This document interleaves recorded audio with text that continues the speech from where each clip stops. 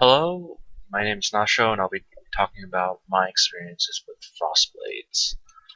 If you don't already know, Frostblades is a new skill from Path of Exile's Awakening, and what's so interesting about it is that it is a melee hit that also shoots projectiles out. Now, a lot of people have been talking about this, a lot of streamers have been talking about this. They've been saying, well, it's fairly mediocre, and I think one of the big things that people will think about is, what's the point of using this over Reeve? I'll get this out of the way right now. My opinion is, if you want the fastest clear speed, if you want just the highest damage, you'll probably go over Reeve.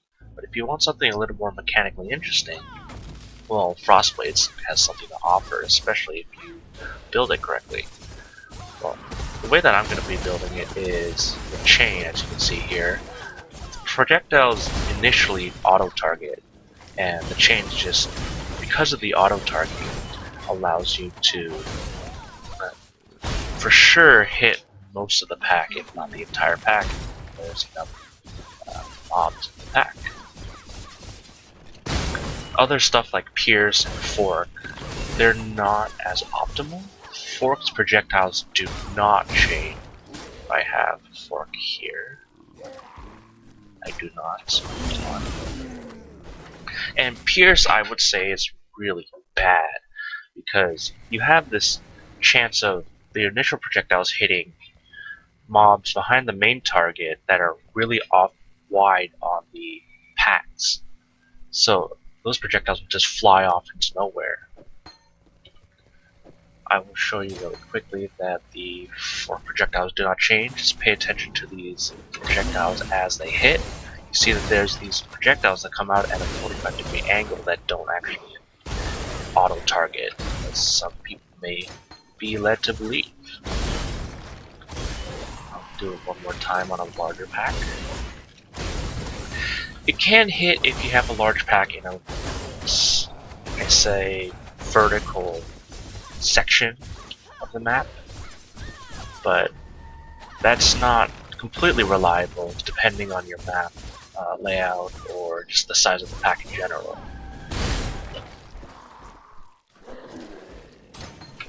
What you want is as best clear speed as you can, and as a result I think chain's the best.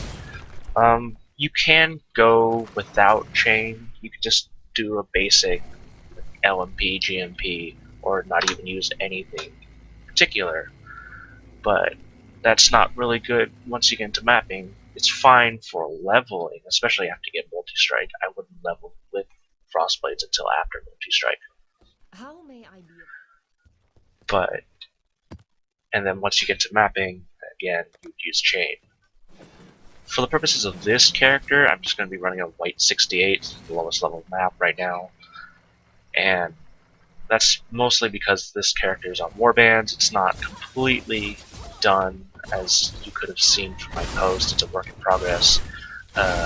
Near the end of this video, I'll be hopping onto another character that's on standard. That's more of an ideal case of what you want to expect at the higher levels. I'll give you a warning. I'm not very good at this game. I put in a lot of hours, but I play it very casually as a result.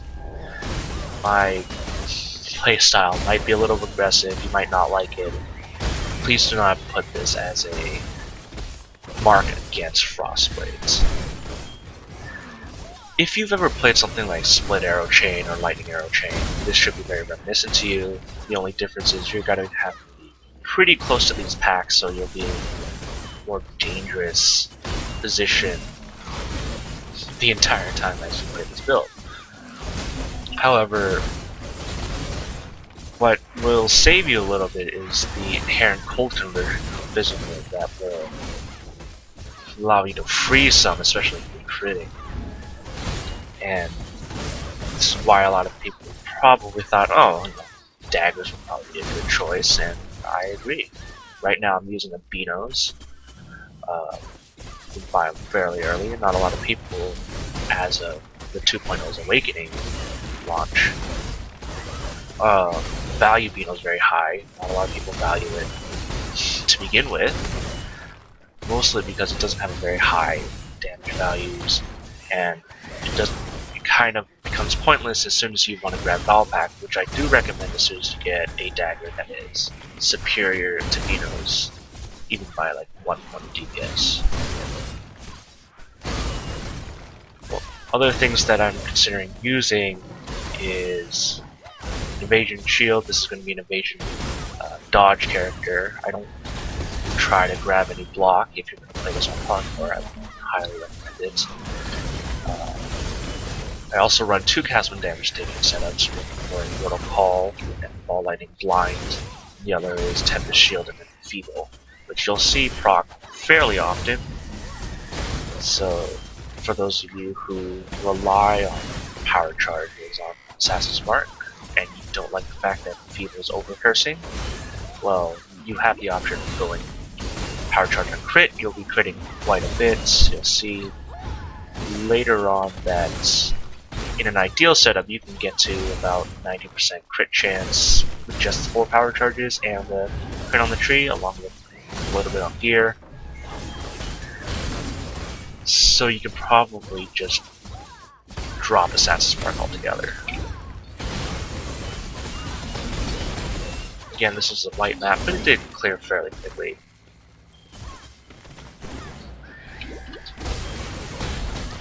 It does kind of fail in dealing with huge packs, as you can see here. Kind of got stuck. You can hit at most, let's see, 27 targets. Although, very likely it won't hit 27 targets, it'll hit something far less than that. I don't get how Jono and Chin got this far out. I don't think they're allowed to do that.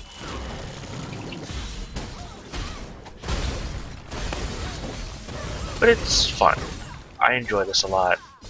The playstyle, if you've ever played Static Strike, is much similar to that melee-wise, where you kind of have to just get up close, get into the pack. The only difference is you're at the edge of the pack versus middle of the pack. So now I'm going to hop onto Standard and show you a higher level version of Frostblades. This is a 91 character as opposed to the 82 character that we saw.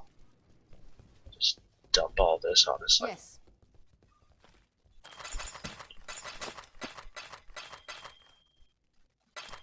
May fear guide you. And I rolled the map previously. That should be okay. Speaking of which, this is probably one of the few times you'll see the old map icons, so relish in that a little bit. For those of you who have never seen it before, well, there it is.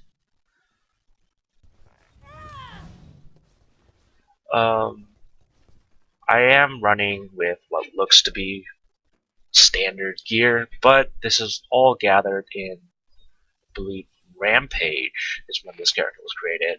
All of this gear came from Rampage, from just playing fairly casually over those 3 months. Actually, most of I think the Binos and the 6 Link and the Abysses came within the first week of necessarily grinding the gear. And the rest of it just came from just playing as you would normally and buying and selling as usual. I do run Blood Rage. This character starts as a ranger as opposed to the Scion start that you'll see in the forum post. I don't have any Scion characters as high level as this one, and I think you probably start Ranger anyways. You do grab one Drill Socket. You'll probably go into Ball Pack if you don't want Binos, so you can grab this drill fairly cheap. This one can be fairly cheap as well. This Duelist section is the only one that I'm not entirely sure whether or not you want to grab. You can probably drop this section, go up here, grab Profane Chemistry, Drill Socket. You can even grab Arcade Chemistry for the fast charges, or grab Druidic Rite, or grab Primal Spear, which I grab none of. This Courtyard is fairly average. It has 2 resistances. It doesn't have anything huge on damage-wise. Damage on mobs-wise as the old magic monsters. My DPS right now is 66,000. Nothing else on. As soon as I pop more stuff, suddenly 97,000. And once you get all your damage buffs up, it's 145,000. My rings are probably in the upper echelon of quality, I guess. Damage, life. My amulet has pretty much just a stat amulet with mana and crit chance. This character came from a time where 4% mana leech on an amulet was great, so I had to use that. Now it's kind of pointless, especially since we have Spirit Void. I can completely drop that for a better amulet, honestly. I'm using Great One's Old Ward because at this point all I wanted was more damage. There's nothing else I really want. If you're playing hardcore, if you just want to survive a little bit more, then you're definitely going to be running something like Lionized Vision or another super high evasion shield instead. It's really up to you. I am going acrobatics, so I believe there is a way to do this without non-acrobatics. You can just grab Iron Reflexes since you're over on the shadow side. 5 points, and it's perfect amount of points. Yeah, it feels like a good build. It feels strong. It's a little clunky at times. You might run into situations where it's not actually hitting, therefore not proccing the projectiles. But it's manageable.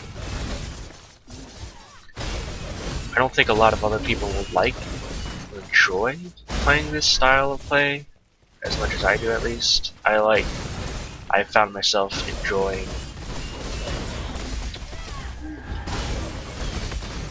interesting mechanics over clear speed and damage and survivability. As a result, I do sometimes do dumb builds. Not that you've seen any from me, honestly. But Frostblades is one of the more interesting skills. It is essentially a melee split arrow. And yeah, I'll go and finish this map. Oh, speaking of reflect, the character that you saw previously, the 82 Scion, at that level where with 20k tooltip, it can deal with Thorn Flesh, it can deal with reflect maps, it can deal with reflect mobs fairly easily. Once you get to this level, when you're 73% crit, and when you'll see very quickly, get to 93% with 624 molt, reflect starts getting a bit annoying.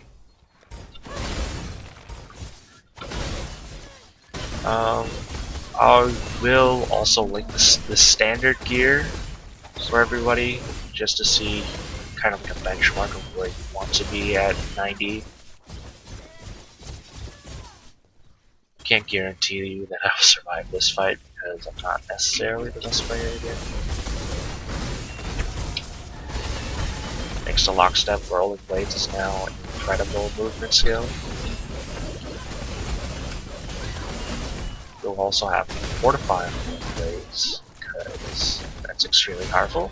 As a result, you might have, with the 2 cast damage taken setups as well, you might end up having your Aura's Hatred and Herald of Ash on your shield. The last bit of note, you notice that I'm also using this Chain 6 link as a single target. Most of the time, it does well. As you can see, it's kind of not the best. So if you're the kind of person who likes to use just one skill the entire time, this might not be the one for you. But if you can deal with the slightly lower damage, then yeah, I would encourage you to check it out. As you find a bit of summary recap thing. I wouldn't level with the skill up until 38, where you will get multi-strike.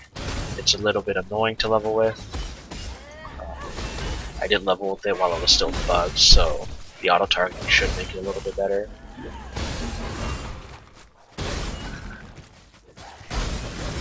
Once you get multi-strike, it's a lot easier.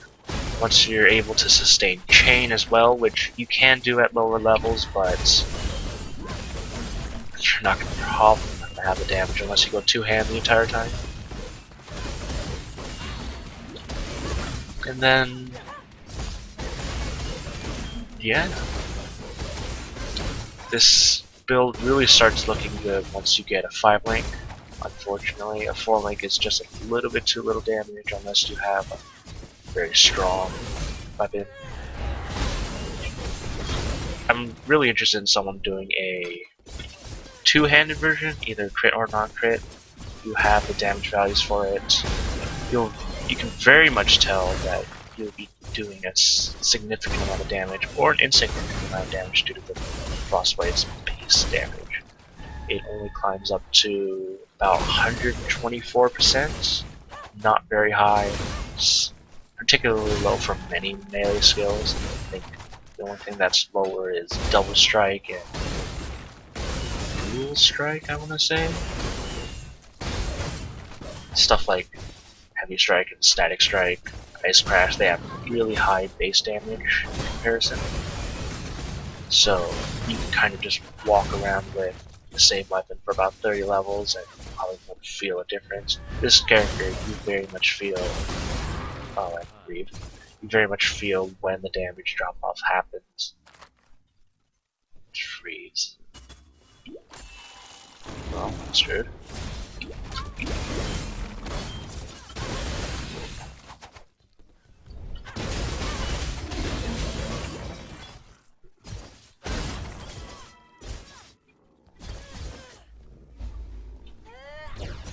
Keep the target alive.